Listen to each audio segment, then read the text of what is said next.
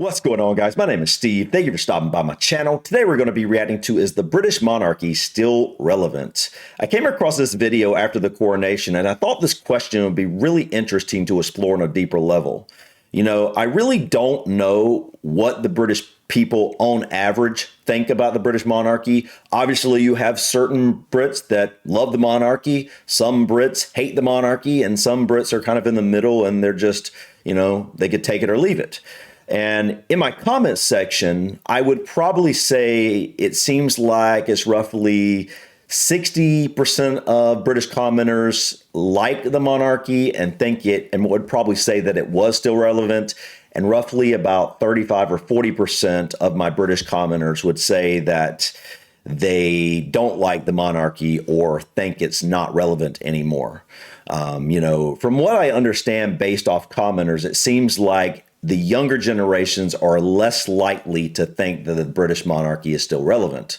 But, you know, these are only statements I've seen in other comments. I really haven't explored this topic, which is why I think this video could be valuable to me learning more about this. So anyways, guys, I don't really know what to expect here, but this should be very interesting. So let's just go ahead and dive in and check out, is the British monarchy still relevant? Welcome to London. I'm Tom Steinfort. It's not often a 74-year-old takes on a new job, but such is the lot of King Charles III. The new monarch has officially been crowned, and now the near impossible task of filling his mother's shoes begins. Yeah, that's going to be a huge task. Polling has shown that not only was Queen Elizabeth immensely more popular than Charles, so too is his son William, his sister Anne, and even his grandkids.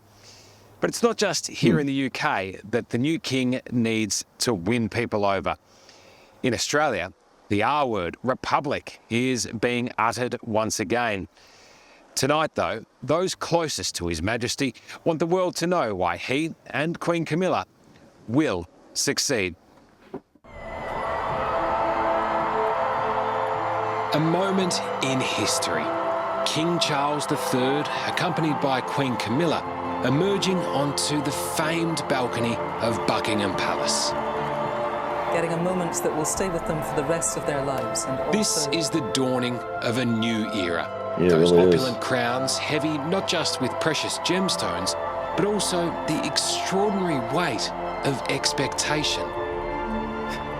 Under typically miserable London skies, the traditional flyover had to be scaled back to a bare minimum. Prince Louis's wave, appropriately looking more like windscreen wipers, as the slimmed-down royal family watched on. Thousands of people who have braved the rain and are here to witness an historic moment. But King Charles would have liked what he saw, his loyal subjects braving the conditions en masse, coming out in huge numbers, a crowd even his much-loved late mother would have been proud of. Wow. I think there was definitely a huge outpouring there and love. Because I've always thought about Charles that he's quite popular, and I've always thought he'd be a better king than people gave him credit for. It's not the Queen. You know, it's not the same thing, but it never would be. Who could live up to that? Valentine, I feel woefully underdressed. Tom, nice to meet you. You look glorious in the morning suit. Come on in. Valentine Lowe, the royal correspondent for the Times newspaper, was inside Westminster Abbey, and lucky enough to see every remarkable moment up close. It is pretty extraordinary to see these great traditions that have lived so long. The basis of the coronation ceremony goes back over 1,000 years. That's crazy, man. You just felt you were just part of history. Yeah, that's exactly what I was saying when I was watching that coronation video. It literally felt like I was transported back in time. It was surreal how they've literally kept these traditions going for so many centuries. But yeah, you literally felt like you were taken back hundreds and hundreds of years ago, just experiencing that. And I can only imagine what it was actually like to actually experience that in person. I mean, be in Westminster Abbey, you know, during this coronation. And I mean, it was probably a surreal feeling to, you know, it really probably felt like you were back in time. It is pretty fantastic. The music was fantastic. I mean, the bling. I mean, just bling. Yeah. The robes that the king wore were just stupendous. And it was a good show.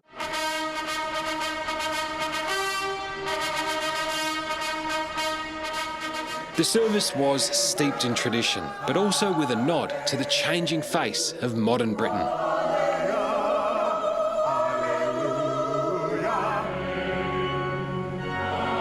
Perhaps the most eye-catching of arrivals was the new heir to the throne, the Prince and Princess of Wales, along with their 3 children.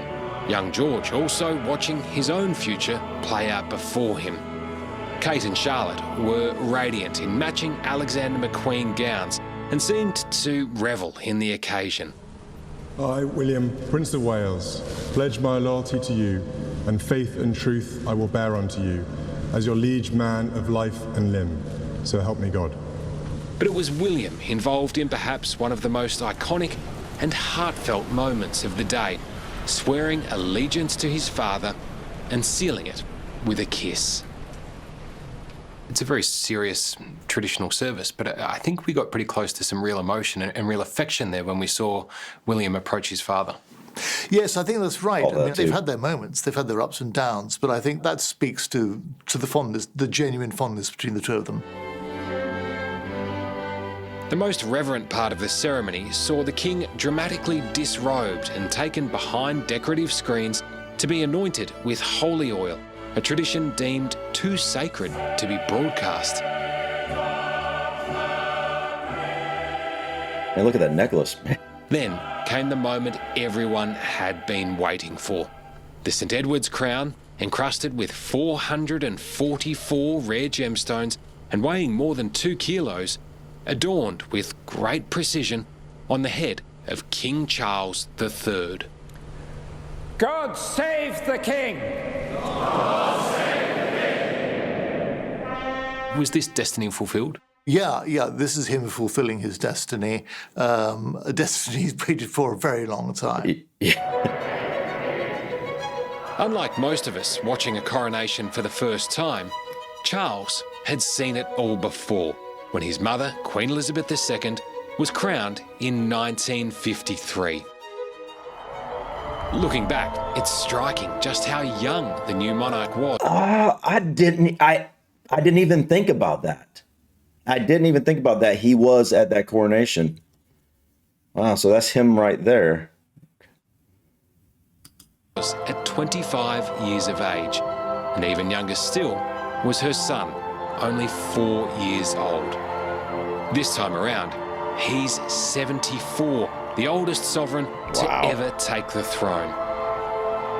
Yet it might be a 5-year-old that many people remember from the occasion. Prince Louis yawns and waves, causing a sensation for royal watchers. So what is the average age that a monarch is usually crowned? You know, his mother was 25 or 26. He's 74. I'm guessing that the average age is probably 40s or 50s. If you go back through all the kings and queens, that's what I'm thinking, probably. He's enjoying this, I think.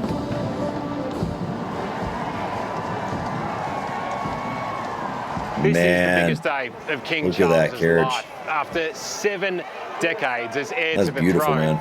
Now, finally, he is front and centre. But there were just as many headlines about the members of the royal family who are today pushed to the sidelines.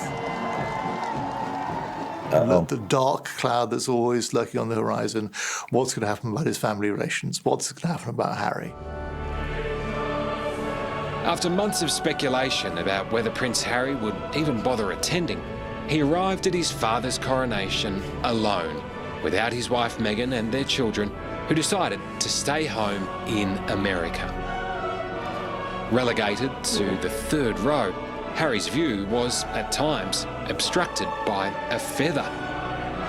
So a lot of people are saying that this was on purpose. I must admit, it definitely is very convenient.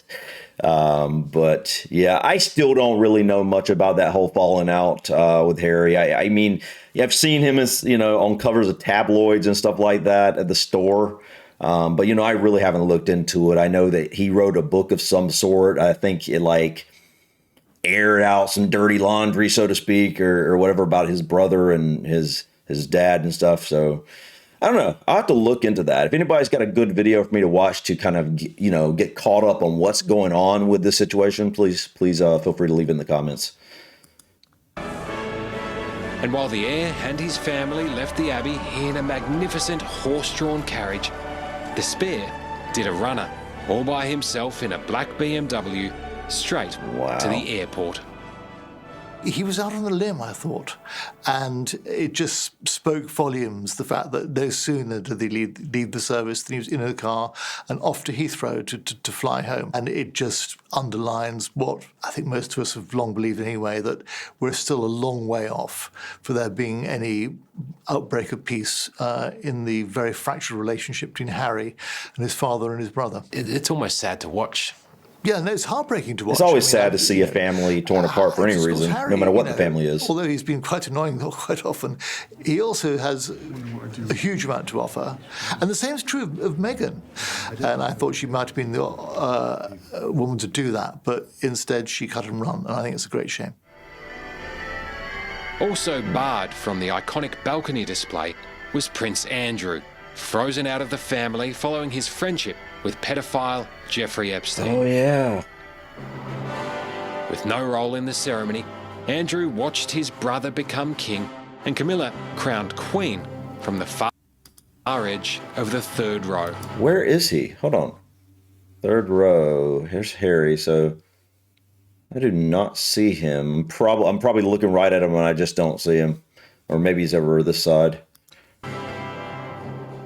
What do you think goes through Andrew's head when he's sitting there watching it all? You know, his brother's becoming king and, you know, his sister gets a very prominent role and yet he's cast aside.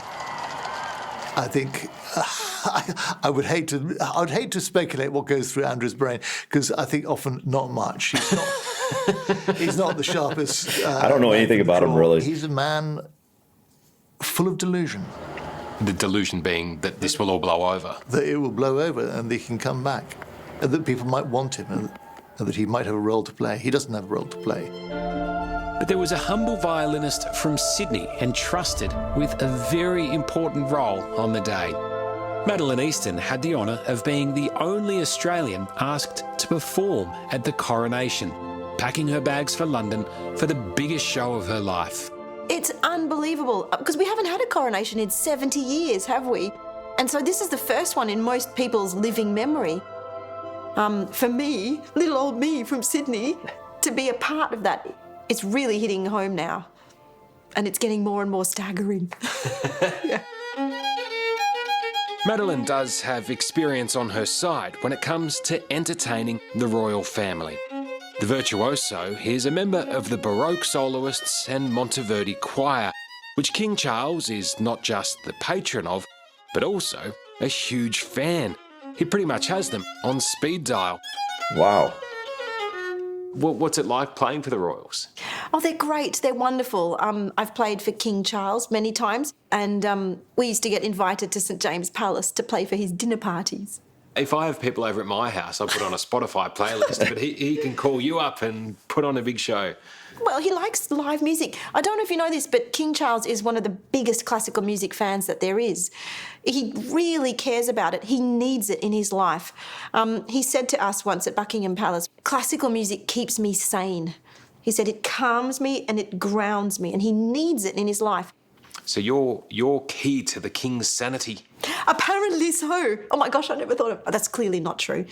But hey, for 1 minute, I'll let myself think that. Beautiful music, perfect soundtrack to a day the king will never forget, and neither will Madeline. I think I've had one of the best days of my life. I mean, how do you top this? It sounds like you're floating. Yeah, I just didn't want it to end. I was like, oh my God, there's that person. Oh my God, there's that person. There's Joanna Lumley. You know, there's Emma Thompson. There's Stephen Fry. Oh my God, there's Boris Johnson. It's almost like the music was so good, it transcended the occasion itself. And I just thought, man, I am proud to be here. With Madeline's job done, it's now time for Charles and Camilla to get to work. So what exactly can we expect from our new King and Queen? Nobody in the history of the British monarchy has come to the throne better prepared. That is true. You know, if anybody is prepared for a job, it would be someone who's been waiting in the wings for 70 years to take over. So, yeah, I can see what he's saying there. Absolutely a privilege to be part of history and of something which only comes along once in a generation. It's a huge moment for anyone who's going to play a part in it. When King Charles calls, Scott Furstened Wood answers. And really, who in their right mind could refuse an invite as glorious as this one? It's a bit pinch yourself moment. It is a bit pinch yourself moment, absolutely. I told my dad about it, and he has a memory of watching the coronation on the tiny screen of a rented television, the only television set in his street when he was growing up. Crowding into a room to catch a glimpse.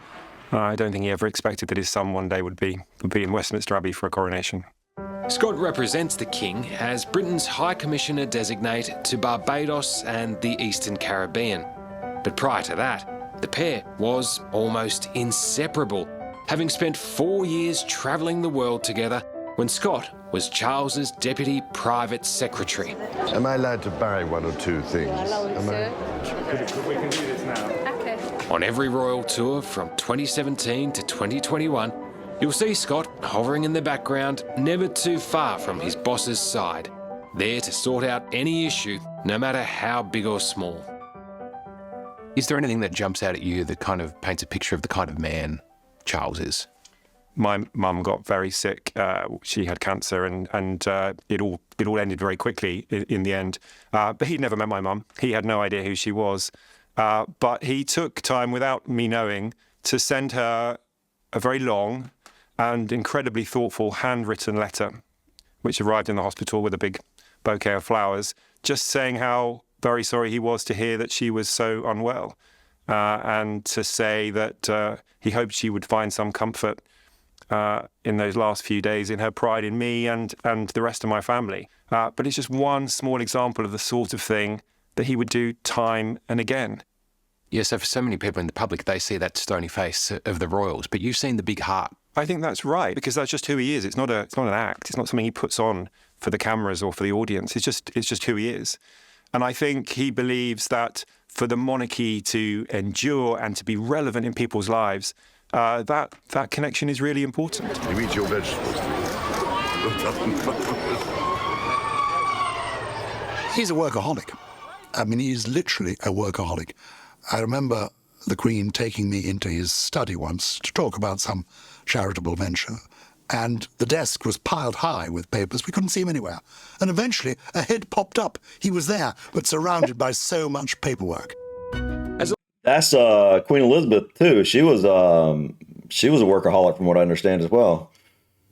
A longtime friend of Charles's parents, Giles Brandreth has had many an afternoon tea with the royal family. But unlike a true Brit, I'm not having any milk.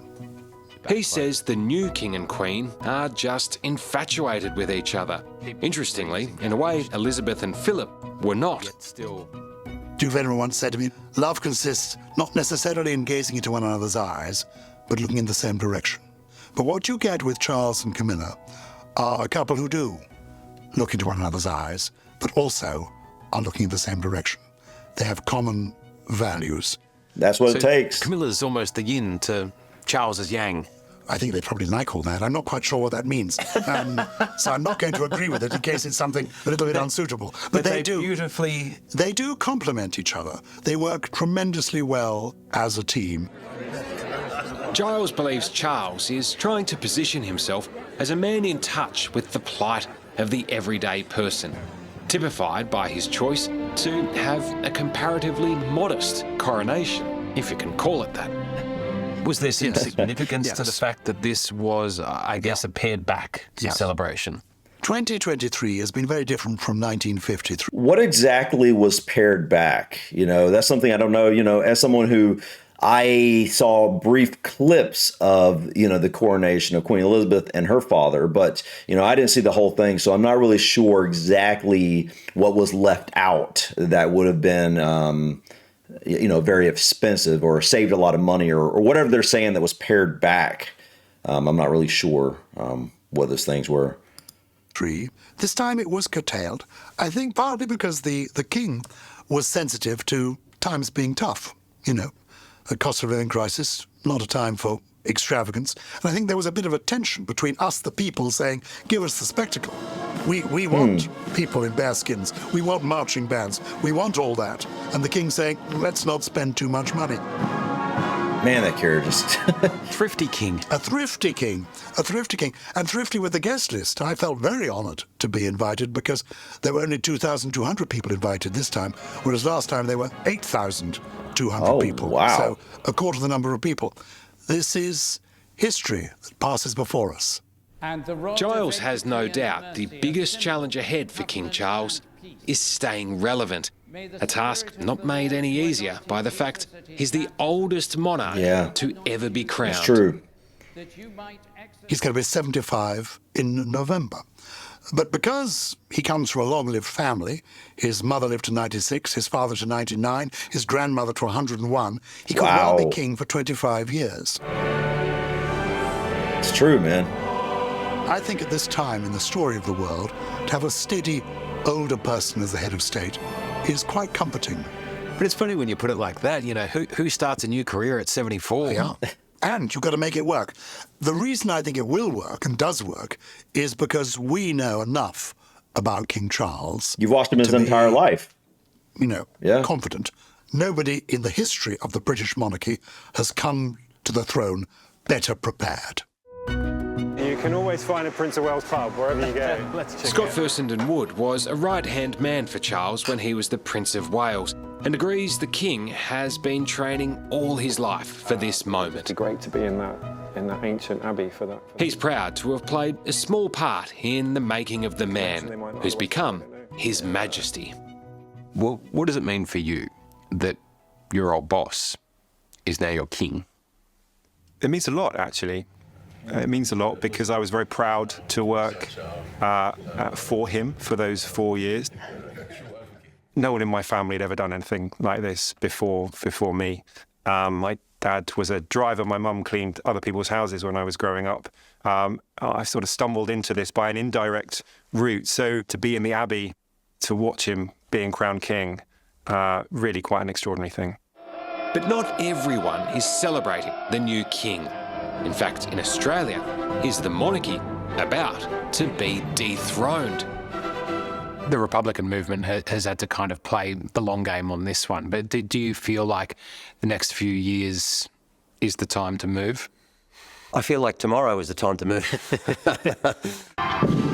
Tens of thousands of people lined London's streets, even in the pouring rain, just to catch a glimpse of the coronation. Most of them were celebrating our new king and queen, but some turned up purely in protest.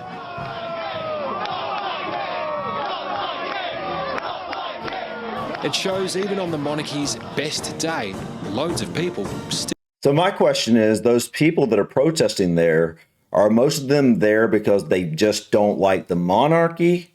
Or are they there because they have an issue with King Charles himself? That would be an interesting thing for someone to go into the crowd and see which they're mainly protesting. Still want to get rid of it, especially in Australia.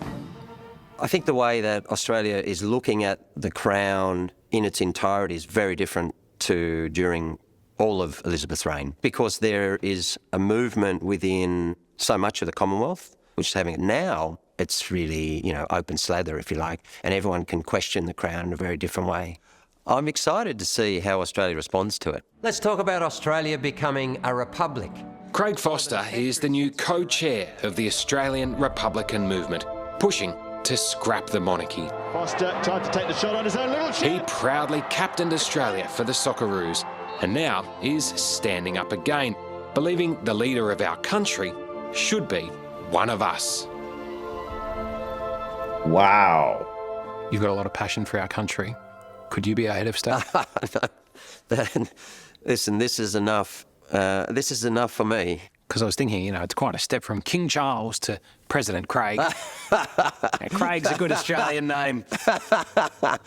Well, you know what? So is Ashraf, you know, and Hakim, you know, and Mustafa. This is the nuts and bolts of it. Yeah. You think that it's got to be an Australian face that is the face of Australia. Exactly. And 50 years ago, that face looked like mine. In 2023, it doesn't have to. It doesn't in federal parliament anymore. It doesn't in our institutions. It doesn't in business. It doesn't in sport. And it shouldn't at the head of the state.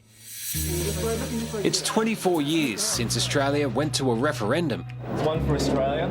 To decide if we would become a republic and choose our own head of state. Australia will not become a republic on the 1st of January 2001. Wow. In the end, the No I didn't even know that was a campaign thing won going on. with 54.9% of the vote. Republicans claiming in defeat that the majority of Australians did want to ditch the monarchy, but just couldn't agree on the best model to elect a president. The point of the matter is about committing finally to this last step of, you know, maturation of any former colony, and that is standing completely on our own. And so they're literally considering leaving the Commonwealth? Is that what I'm getting? Wow. I had no idea that was even a thing going on, man. Being represented by ourselves. For Craig, it's a no-brainer. Australia should be governed by Australians, not some foreign overlords that landed here in Botany Bay a couple of hundred years ago. And in fact, it's just the natural journey of Australia. He wants another referendum in the next 5 years and claims this time around it will succeed. Do you think enough people care about this? Because, you know, whoever our head of state is isn't going to fix the cost of living crisis. It's not going to sort out the potholes on someone's street. Yeah. There is a sense out there of who gives us stuff who our head of state is. Yeah. That's a really great question. So perhaps you should ask that to all the First Nations leaders who are talking about what colonisation means to them. You know, perhaps we should talk to the multicultural communities who might say that, well, we've been here for decades and decades and decades, but we're still not represented in all the institutions across the country. And so it is important to big sections of Australia. It's incredibly important. It's also incredibly important to many of us who believe that we have to stand for something, both here and on the international stage. Of course, saying goodbye to any long-term relationship, it would be a wrench and there would be sadness. As a long-standing friend of the royal family, it's no surprise Giles Brandreth loves the Crown. Is it Charles Street? It's appropriate, isn't it? Giles believes that sometimes it's a case of better the devil you know. But he says if Australia did choose to become a republic, the King would still want to retain the close bond between our countries that'll always come with being part of the Commonwealth. I'm not saying they're looking forward to it if it happens, but I'm saying that their view, they are there to serve. If people in Australia feel having King Charles as the head of state has some value, is attractive, let's keep going with it. And I love the idea of you having our king as a shared bond between us. But if you don't fancy it, Tom, we're easy about that. We can take it. You're big enough and strong enough. We're big enough and strong enough. If I were you, I'd hang on in there. And you may find, when you get the substitute, you may think, oh, they were quite, no, they actually were ready. He was a decent guy, and that Camilla, she really was. And William and Catherine, and the law, and the George and Louis, they're also loved more. We've lost them. We don't have them anymore. You may miss them. But I'm sure they'll still come visiting because they love the Commonwealth and they love Australia. Wow. I had no idea that anybody in the Commonwealth was even considering leaving. And they've actually had referendums before. Didn't know that was even up for a vote. But, man, that would definitely change some things. But I thought this was interesting. You know, it actually gave me a little bit, I guess, a little bit more of a deeper look at the coronation, even, you know, a few of the things that I actually missed the first time around. And it's going to be interesting. It's going to be interesting to see what happens going forward, what the approval rating of King Charles will be as he's been in for, you know, 5 years, say. You know, it's going to be interesting to see where especially the British public go with this. You know, obviously it'll also be interesting to see where the Commonwealth goes with this, but especially the British public. But guys, thank you so much for stopping by. Please click that like button. Feel free to drop your comments or suggestions about this video or others. And don't forget to subscribe to continue to follow me on my journey to discover my British and Irish ancestry. Till next time, guys. Peace.